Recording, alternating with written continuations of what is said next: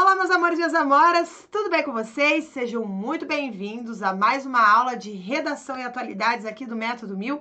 Eu sou a professora Carla Kurz e hoje eu quero fazer uma confissão para você. Pois é, hoje eu estou aqui, né, de braços abertos e assim, com todo o coração aberto para fazer a confissão de uma professora de redação. Porque tem gente que tem muitas dúvidas e não sabe para quem perguntar, o que recorrer. Às vezes não é nem um repertório que está faltando, mas às vezes falta lá, né, uma duvidazinha aqui, outra duvidazinha lá, que deixa a pessoa insegura para fazer a sua redação. E hoje eu vou responder algumas perguntas que os alunos costumam me mandar. E algumas delas professora Carla, letra feia não zera a redação, mas colocar um recadinho ou um emoji zera? Né? Então, assim, outra pergunta que sempre me fazem é, Carla, o que impressiona o avaliador, o corretor? Né? Então, quando é que eu posso falar assim, não, realmente a minha redação é diferente? E a questão é interessante porque, assim, ó, termina a prova, começa a prova, enfim, e é aquele momento que o aluno terminou, né? Estudou, se preparou, seja para o Enem, seja para o concurso, né? Seja para um vestibular, enfim. E ele termina, o aluno vai descansar ou vai se preparar para uma outra prova.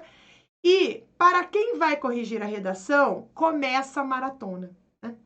Então, quando você termina a sua prova, nesse momento entra em campo um time de expert que fica encarregado de atribuir, então, notas de 0 a 1000, 0 a 30, 0 a 70, vai depender aí da prova que você está fazendo, né? Quando é no Enem, por exemplo, as notas da redação vão de 0 a 1000, e esse texto, então, esses textos, essas redações, elas seguem critérios estabelecidos por cada edital. Por isso que é importante, tá? Quando você fala assim, o que eu preciso fazer para ter uma boa redação, uma boa nota na redação? A primeira coisa que eu falo para você é, veja quais são os critérios que a banca estabeleceu como avaliativos. Você tem que atingir todos os critérios que a banca colocou para você, estabeleceu para você. Porque os avaliadores, nós professores de redação, a gente avalia a redação conforme aquilo que já foi dito ao aluno que ele seria avaliado. Né? Então, essa é a primeira questão que você precisa saber, certo? Outra pergunta que os alunos falam assim, professora Carla, quanto tempo um examinador demora para corrigir uma redação? Quanto tempo você, prof. Carla, demora para corrigir uma redação? Então, nós vamos aqui fazer em duas etapas. Quando o professor, né, o avaliador, o corretor, está corrigindo redações para o concurso, para o vestibular ou para o Enem, normalmente ele demora entre 40 segundos até no máximo 3 minutos para fazer a correção da redação. Não mais do que isso. Tem que lembrar que são muitas redações. Então, dentro existe toda uma técnica que o examinador aprende, né? Ele é treinado, então ele recebe ali as orientações do que ele precisa encontrar na prova e ele então consegue fazer essa avaliação. E é diferente, por exemplo, de quando eu estou corrigindo as redações dos meus alunos dentro do Método 1000. Aí é diferente, por quê? Porque o meu objetivo não é avaliar exclusivamente o aluno, como que está aquela redação, dar uma nota para que ele seja classificado em algum concurso. O meu objetivo como professora é olhar as principais deficiências desse aluno e os principais pontos positivos dele e melhorar o que tem de negativo e melhorar ainda mais aquilo que ele já tem de bom. Né? Então, aí a gente demora ali 5 minutos, 10 minutos, dependendo da redação, né, até uns 15 minutos a gente fica em cima daquela redação, corrigindo aquela redação, vendo os pontos mais importantes. Tudo vai depender de como foi a fluência dessa redação. Tá? Então, uma boa pontuação numa redação sempre torna mais agradável, mais fácil fazer a correção. Quando não apresenta discrepâncias, né, de ideias, também torna muito mais fácil fazer a correção da redação. Então, quando eu falo assim, vai de 5 a 15, às vezes até 20 minutos, não é porque uma redação eu dei mais atenção, outra menos. É porque quando a redação é fluida, o aluno passa facilmente a ideia, é muito mais fácil fazer a leitura, tem poucos erros para corrigir. Então, é o período, é o tempo que que vai o tempo que a gente utiliza é conforme a qualidade daquela redação. Tá? Então, eu já tenho muita experiência em correções de redação, particularmente, eu não demoro muito para fazer correções de redação, né, quando, por exemplo, sou solicitada para fazer correções de avaliação. Tá? Agora, durante as correções, o que a gente faz, né? A gente faz os nossos horários, né? O horário das nossas funções, porque nós somos, a maioria dos corretores, gente, são professores, como aqueles teus professores da escola. Então, assim, muitos professores que a gente conversa falam assim, olha, é cansativo ler os textos seguidos de um mesmo tema, é bastante, né? Então, normalmente os professores do Enem, dos vestibulares, eles corrigem as redações por etapas, né? E, por exemplo, muitos deles falam, temos medo de serem justos. Então, quando percebe que, eu pelo menos, quando eu percebo que estou ficando cansada de corrigir as redações, eu paro, vou fazer qualquer outra coisa, porque para não, né, para o meu cansaço não acabar influenciando na pontuação, na avaliação da redação do aluno. E isso acontece também com muitos outros professores. Eu, por exemplo, não sei você, mas eu trabalho muito à noite, gosto muito de trabalhar à noite ou de madrugada, que é quando eu percebo que a minha correção, inclusive, fica muito mais fluida. Eu já tô, né, não tô preocupada com o almoço que tem que fazer, não. Então, ali é o momento em que eu faço essas correções. Tá? Bom, também quero falar com você aqui uma outra pergunta que os alunos me fizeram, que é bem interessante, que é, qual é o erro mais comum que os estudantes cometem na redação? Então, assim, o que eu posso te dizer é que a cada ano os candidatos ficam mais criativos, muito mais criativos. Eu não sei se é o nervosismo ou se é a falta de contato com o estilo da prova, porque tem muita gente que vai fazer a prova sem nunca ter visto como é que a banca cobra a prova daquele concurso. Como que a banca costuma fazer as suas redações. Tem muita gente que faz isso. Talvez até você já tenha feito isso. Já se inscreveu para um concurso, viu que tinha redação, mas nem foi atrás para ver como eram os modelos anteriores dessa banca de redação. Então tem muita gente perdida nas redações. Porém, assim, a questão da anulação das redações é algo que me preocupa bastante. Tá?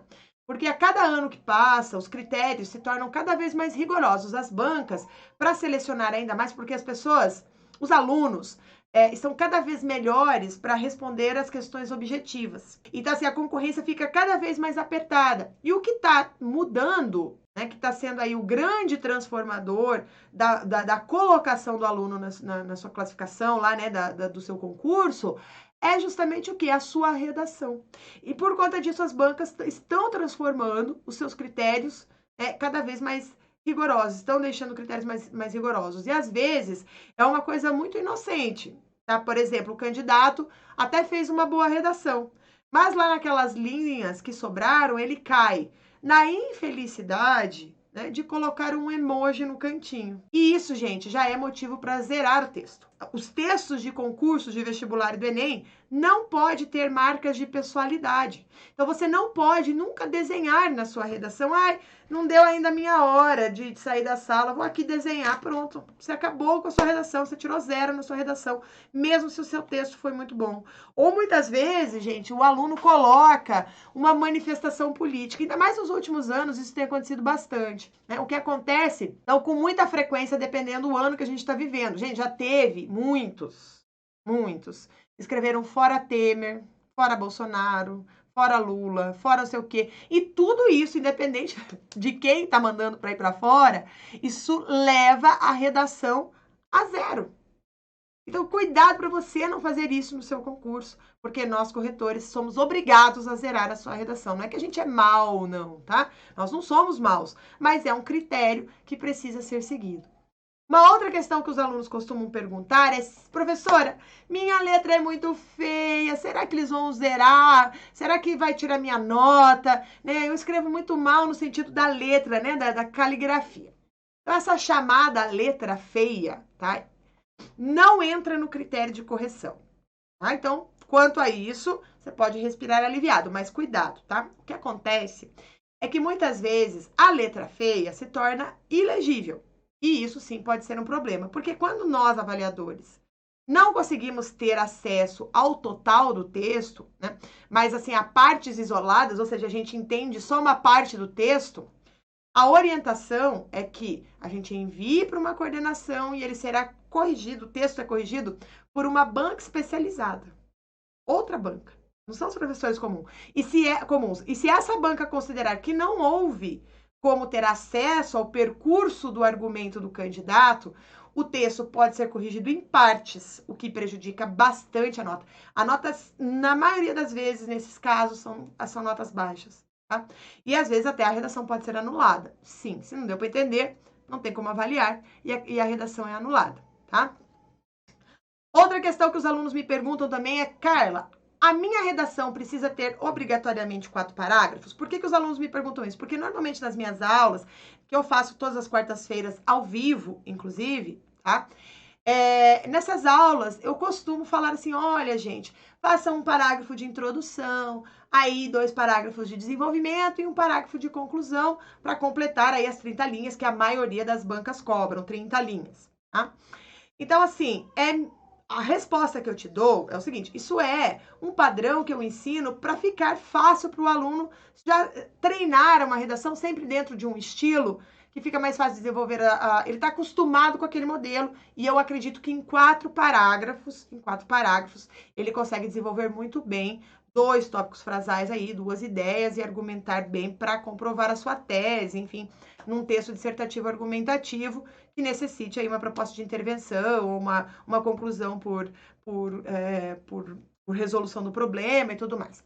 Agora, o fato de eu falar para os alunos, olha, é melhor fazer 4 parágrafos, não significa que são obrigatórios, tá? É mito ter uma quantidade obrigatória de parágrafos. Então, o candidato pode fazer 4, 5, 6 parágrafos, contando que ele respeite o número máximo de linhas estabelecidas. Então, assim, enquanto professores, que eu quero que você entenda, enquanto professor, quando eu ensino que se construa uma estrutura mais ou menos fixa de 4 parágrafos, o que eu estou pensando é no que é possível fazer caber em 30 linhas, né? Porém, então, eu sempre procuro deixar claro que essa não é uma questão rígida na correção da redação. Então, textos com menos de 7 linhas, por exemplo, no Enem, não são corrigidos, porque a banca entende que não há material suficiente para que o candidato desenvolva um ponto de vista. Então, dependendo da banca, tem número mínimo e sempre tem um número máximo. Tem algumas bancas que estabelecem um número mínimo. Portanto, tem que tomar cuidado com isso, por isso que é tão importante ler o edital antes, para saber qual é o máximo, qual é o mínimo de linhas que você precisa apresentar nessa redação. Uma outra coisa que eu sempre falo, porque como eu sou professora de atualidades, eu sempre falo assim, gente, olha só, a sua redação você precisa usar citações, você tem que colocar dados que comprovem a sua tese, etc. E daí, às vezes, eu falo, olha, uma boa estratégia é você citar um filósofo famoso. E aí o aluno fala assim, professora, é obrigatório eu usar um filósofo famoso? Então vamos lá. Não precisa, gente, ser somente a citação de um filósofo, ou de um literato, ou de algo assim. Mas é desejável, sim, que os candidatos, ou seja, que você traga uma novidade para a sua argumentação. Na verdade, tá? É a isso que nós, professores de redação, chamamos de repertório sociocultural. Quando o candidato traz esse repertório, ele extrapola as informações presentes naqueles textos motivadores, aqueles textos de base. Agora, não é uma obrigação propriamente dita, mas é desejável apresentá-los caso você tenha interesse em alcançar notas mais altas. Então, fica a dica aí, tá? Então, você pode trazer essa novidade de diferentes formas. Não apenas com a citação de filósofos, como se pensava até alguns anos atrás, ou às vezes até esse momento você achava que tinha que ser um filósofo importante, mas pode ser, por exemplo, uma série, pode ser uma música, pode ser uma pesquisa recente, enfim, tá? Todo dado que representar uma informação nova e tiver devidamente amarrada com a argumentação serve como repertório sociocultural. Tanto que aqui dentro do Método MIL a gente trabalha com vários tipos de informações de repertório para que o aluno consiga alcançar aí essa tão necessário repertório sociocultural, que não necessariamente filósofo, porque não é todo mundo que gosta de filosofia, que já leu filosofia durante a sua vida, tá? Uma outra pergunta que me fizeram, e essa pergunta é muito interessante, porque direto aparece essa pergunta. Tipo, é super comum os alunos me perguntarem assim, Carla, vocês verificam a veracidade das citações ou dos dados que a gente escreve na redação? É tipo assim, será que o corretor lá do meu vestibular, lá do meu concurso, lá do Enem, vai verificar se aquilo que eu citei é real ou não? Então, olha só. Para ser considerado uma citação, é necessário que seja de amplo conhecimento, tá? Então, você pode citar uma série de TV, desde que seja algo fácil de ser encontrado, normalmente algo atual, por isso que as atualidades são tão importantes para a redação. Ou, por exemplo, uma música muito conhecida.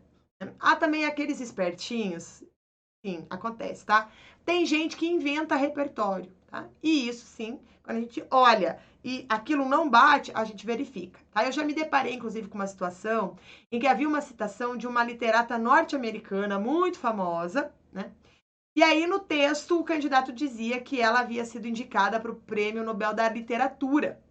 Mas como eu nunca tinha ouvido falar dessa mulher, eu pensei, gente, mas trabalho com atualidades, todo ano eu falo sobre fatos culturais, como que eu não sei o nome dessa pessoa, né? Super famosa, Prêmio Nobel da Literatura, né? Logo eu, né, que gosto disso. E aí, claro, eu fiz as minhas pesquisas e verifiquei que ela não existia, né? E aí eu enviei o texto para a coordenação para analisar a veracidade da citação e no fim eu estava certa, tá? Estava certa aí sobre essa questão. Então, cuidado com as invenções. Outra coisa, gente, né? Vocês sabem, isso agora é um recadinho para quem vai fazer Enem. O Enem tem uma cláusula que eu falo lá dentro das competências que exige que o aluno respeite os direitos humanos. Para o Enem isso está explícito, mas já adianto para todo mundo, independente da prova que você for fazer, não é indicado que dentro da sua redação existam argumentos que desrespeitem os direitos humanos, tá? Não é indicado, não é legal, o texto não fica bom, tá? Porque na maioria das vezes, quando alguém desrespeita os direitos humanos, ao mesmo tempo essa pessoa está cometendo um crime no sentido de sugestão, né? Ele não está cometendo na prática, mas o que ele está sugerindo é um crime, tá? Então, assim, antes, agora o recado para o Enem. Então, na verdade, assim, ninguém deve desrespeitar os direitos humanos. No Enem, especificamente, antes, quando o candidato feria os direitos humanos, isso em qualquer parte do texto, a redação era zerada como um todo.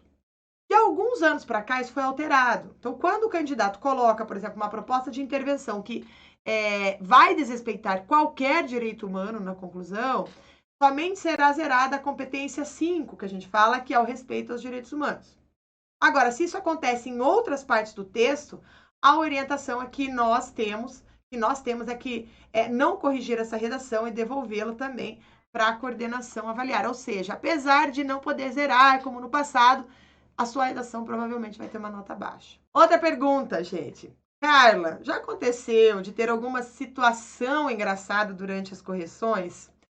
E aí, como eu disse para você, né, os candidatos andam muito criativos, né? Todos os anos nós temos algumas situações inusitadas. Então, por exemplo, quando o participante se deixa vencer pelo nervosismo, ele costuma colocar um recadinho para a banca. É muito comum, ou para o professor. É igual fazia no ensino médio, né? Escreve um recadinho, né? Só que, infelizmente, isso resulta em zero. Mesmo que o candidato peça a minha compreensão, né? Naquelas mensagens do tipo assim, caro avaliador, sou péssimo em redação, favor compreender, né? Ou assim, caro avaliador, não zere o meu texto, pois vou orar pela sua família. Eu agradeço a oração, mas isso não vai adiantar na sua correção, tá? Então, mas claro que também ocorrem situações opostas também, né? Às vezes os candidatos xingam os corretores. Então, só que assim, independente se ele tá falando que vai orar para você ou que ele vai furar o pneu do seu carro, tá? Qualquer recado para o avaliador é zero, tá? O zero é o mesmo. Agora vem a outra pergunta que muita gente quer saber, né? Prof. Carla, o que te faz ficar impressionada com uma redação? O que faz os examinadores dos concursos, das redações de concursos, de Enem, do vestibular, ficarem impressionados quando leem uma redação? E eu posso te falar o seguinte, eu vou falar por mim, né, e pelos meus colegas, né, os que estão próximos de mim, que quando eu percebo que o aluno foi honesto com ele mesmo, e aí o que eu quero dizer com isso? Porque muitas vezes o candidato não alcança aquela nota 1000 excelente, mas ele faz o melhor dentro do possível dele. Então, aproveita o que extraiu dos textos motivadores, apresenta contribuições em relação ao tema. Então, eu consigo me surpreender com diferentes perfis, desde que eu perceba que teve honestidade naquele participante. Né? Já outra pergunta, que também, principalmente para o Enem, né, se eu já cheguei a dar a nota 1000 em alguma redação. E os alunos do Método 1000 sabem que eu sou muito exigente, muito exigente, muito exigente, mesmo com as correções, tá? Então, sim, já dei 1000, mas infelizmente são raras as redações 1000. Dependendo do tema, as notas 1000 vêm em maior ou menor quantidade. E eu confesso para você que dá uma certa insegurança, justamente por serem difíceis de acontecer. Então, é o tipo de texto que me exige, né, umas 3 ou 4 leituras. Não pela questão do desconforto, mas sim para verificar se eu estou sendo realmente justa. Né? Bom, outra pergunta que o aluno talvez... É importante que você saiba isso, tá? Porque às vezes eles falam assim, Carla, ao longo dos anos, o desempenho dos alunos na redação está melhorando ou está piorando? E, de novo, agora teria que dar uma confissão minha, é a pessoal, né? Eu tenho uma visão otimista, de que a cada ano os concursos, o Enem, os vestibulares vêm cumprindo de forma mais eficaz o seu papel de democratizar o acesso, né, seja ao cargo público, ao ensino superior.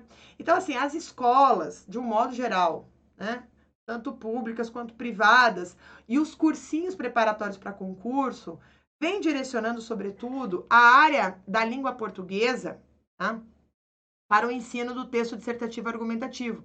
Então, de forma bastante sensível, eu percebo essa melhora.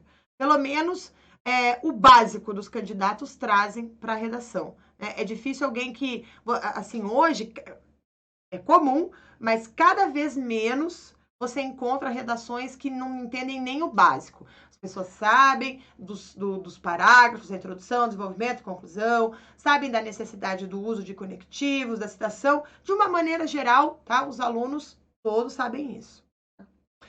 E, por fim, para terminar esse vídeo aqui, né, também sempre me perguntam, Carla, você tem alguma dica para mim, né? Para mim, né? Agora, esse ano eu vou fazer o Enem, eu tô com muito medo de redação, né? Ou vou fazer meu concurso tal, eu tô com muito medo da redação, o que que eu faço? Então, assim, isso deveria ser ao longo da formação, mas é ideal que você priorize a leitura ou ouça podcasts, né, sobre temas, para você ter repertório sociocultural, tá? Quando eu falo em leitura, não precisa ser aquele livro físico, grandão, como você vê aqui atrás, né, no meu cenário, porque muitas vezes você pensa que é preciso andar com um calhamaço de 500 páginas debaixo do braço, porém não é isso, tá? O que eu te sugiro é que você insira a leitura dentro da sua rotina. Então, se você está lá, por exemplo, no transporte público, abra um jornal de notícias, veja o que está acontecendo no mundo, no país. Né? Vai treinar, vai fazer uma academia, né? Sei lá, alguma coisa que você vai fazer ao longo do seu dia que você não consegue estar parado para ler alguma coisa, ouça um podcast de notícias. Tá? Essas sempre são ferramentas para você aumentar o seu repertório sociocultural. Certo, gente? Então, feitas aqui as minhas confissões como professora de redação, espero que eu tenha respondido aí as suas dúvidas. E se você tiver mais dúvidas sobre redação, manda aqui pra gente, né? Aqui, porque vai ser, inclusive, abaixo aqui desse vídeo, você pode já colocar as suas dúvidas, que pode vir a parte 2, né, da confissão de um professor de redação. E se você ainda não acompanha as nossas aulas de redação, se você ainda não é aluno Método 1000, mas saiba que mesmo não sendo aluno Método 1000, você pode acompanhar os nossos vídeos aqui no YouTube ou no Instagram. Também você pode acompanhar as nossas aulas que acontecem ao vivo todas as quartas-feiras, às 19 horas, pelo YouTube. Tá bom? Então é isso, gente. Um grande beijo para você e te espero na nossa próxima aula de redação e atualidades. Até mais!